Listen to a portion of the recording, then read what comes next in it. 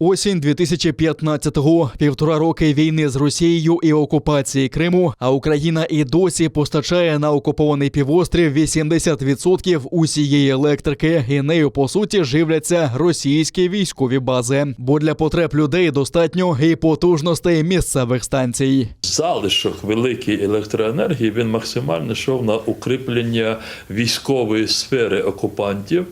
Це ж десятки гарнізонів, це десятки зенітно-ракетних сучасних комплексів. Це Севастополь зі всією тією сферою, інфраструктурою військовою. Починається громадянська блокада. Падає перша опора ЛЕП Мелітополь-Джанкой. Згодом виводять з ладу решту електроліній. Один із організаторів блокади, Лінур Ислямов, з часом розповість, відрізати окупований півострів вирішили на початку вересня 2015-го. За місяць реалізували обіцянку. До адмінмежі почали з'їжджатися активісти з усієї країни. Люди звонили, говорили, давайте, куда вам перечислить деньги. Надо вот отдать должное тем людям, которые приезжали и работали совершенно как волонтеры, поварами, помогали, мыли, убирали, накрывали. Это же огромный труд. Врачи.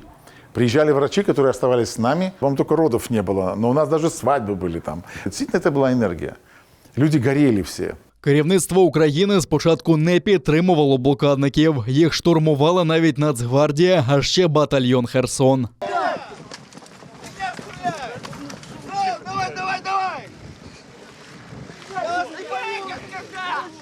Вы против кого идете? Против кого идет? Против кого идете? Стоять, я сказал! Я сказал, стоять! Простой народ будет защищать Украину и Крым освобождать. А от этих, я смотрю, толка никакого нету. Поднимайтесь, люди. А почему вы сюда залезли? Умирать будем здесь. Они готовы умирать. За Україну, за Крим.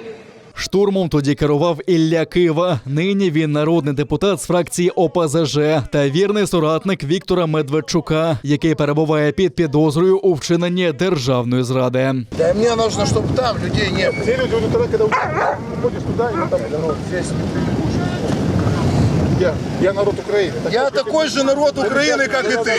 Позиція влади змінюється у грудні 2015-го. Росії ставлять ультиматум. Буде постачання, якщо вона визнає Крим українським. Агресор каже «ні». І прем'єр Арсеній Яценюк оголошує про тотальну блокаду Криму. І товарів, і енергії. Починається повна ізоляція півострова. В окупованому Криму без української енергії починаються віялові відключення, зупинка підприємств, транспорту, інфраструктурних об'єктів. Окупант, який бравурно заявляв, що проживе без української енергії, починає хаотично шукати, як підживити півострів. Перші місяці вона звозила зі всієї Росії генератори літаками з Далекого Сходу, там з Хабаровського краю. Потім вона почала будувати потужні електростанції на газу, і вона без дозволу таких міжнародних корпорацій, як Siemens, почала використовувати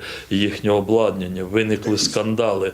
Тобто ми максимально ускладнили життя країні-окупанту. Аби вирішити ситуацію, окупанти беруться зводити енергоміст, на який витрачаються шалені гроші. У 2017-му вартість зростає до 45 мільярдів рублів. Наступного року удвічі більше. Там переход, кабельный переход с Таманского полуострова до Керчи стоило 12 миллиардов рублей.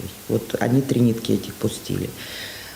Допустим, перестройка и модернизация энергосистемы Юга России, там, где там в Краснодарском крае, еще 22 миллиарда рублей. Развитие сети в Крыму в самом 56 миллиардов рублей. Вияснилось, що, звісно, цих денег мало. Окупований Крим стає тягарем фінансовим та політичним для російського агресора та кримської влади колаборантів. І поки агресор не вийде з півострова, ситуація для нього погіршуватиметься, бо Україна ніколи не визнає Крим російським і не дасть про це забути цивілізованому світу.